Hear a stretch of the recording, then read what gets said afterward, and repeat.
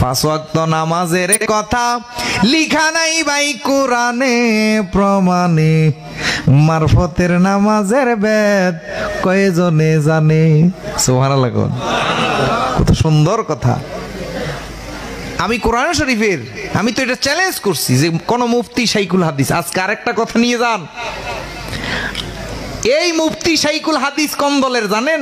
এটি সবে আজিদের দলের। এই ভণ্ড কিন্তু বলতেছে পাঁচ ওয়াক্ত নামাজের কথা কোরআন শরীফের কোথাও লেখা নেই, অথচ কোরআন শরীফের ভিতরে আল্লাহ রব্বুল আলামিন নামাজের কথা 82 বার বলেছেন। এই ভণ্ডরা ফাও কথা বলে বলে কিন্তু ভালো মানুষদেরকে জাহান্নামী বানাইতেছে। তারা বলতেছে পাঁচ ওয়াক্ত নামাজের কথা লেখা নেই কোরআনে, মারুফতের নামাজের ভেদ কয়জনে জানে। এই ভণ্ডদেরকে যেখানে দেখবেন সেখানে জুতা পিটা করবেন। নামাজ পড়া যদি নাই লিখতো, কিন্তু নবী করিম সাল্লাল্লাহু আলাইহি সাল্লাম নামাজের জন্য এত কষ্ট করে গেলেন কেন? এই ভণ্ডর মুখে এই কথা শোনার পর আমার মনে হতেছে তার মুখে জুতা মারি। প্রিয় দর্শক, এই ভণ্ডর টাইটেল আপনারা শুনেছেন? হাফিজ কারি মৌলানা মুফতি মুহাদ্দিস গোলাম মঈনুদ্দিন সাহেব। সে কিন্তু পীর দাবি করে বহুত মানুষদেরকে জাহান্নামী বানাইতেছে। প্রিয় দর্শক, তারা কিন্তু মহিলা মানুষদেরকে নিয়ে ভণ্ডামি করতেছে। প্রিয় দর্শক, তারাও জাহান্নামী হতেছে, অন্যদেরকে জাহান্নামী বানাইতেছে। তারা কিন্তু পীর হয়ে অন্যদের সিজদা নিতেছে। আপনারা এই যে স্ক্রিনে দেখুন।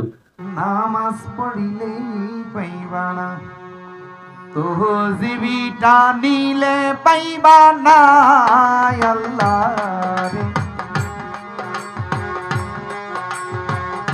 কোরআন কিতাব পড়লেই পাইবা না। প্রিয় দর্শক, আমার একটা কথা ব্রেন্ডে খেলে না, সেটা হলো কি, কোন পুরুষের স্ত্রী তাকে সিজদা করার জন্য দিয়েছে। আল্লাহ রাব্বুল আলামিন যেন তাকে হিদায়াত দান করেন। প্রিয় দর্শক, এই ভণ্ড কিন্তু অথচ পীর দাবি করতেছে, ভণ্ডামি করতেছে, তার পিছেরিতে কিন্তু লাত্তি মারলেও সে আলহামদুলিল্লাহ ভালোভাবে বলতে পারবে না। প্রিয় দর্শক, এদের দ্বারায় যে ইসলামের এত ক্ষতি হয়ে যাচ্ছে সেটা আপনাদেরকে কিভাবে বোঝাবো? এই ভণ্ডরা হলো আল্লাহর দুশমন, নবীজির দুশমন, আমাদেরও দুশমন।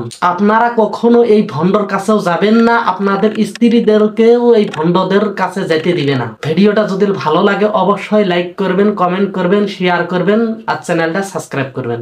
আসসালামু আলাইকুম ওয়া রাহমাতুল্লাহি ওয়া বারাকাতুহু।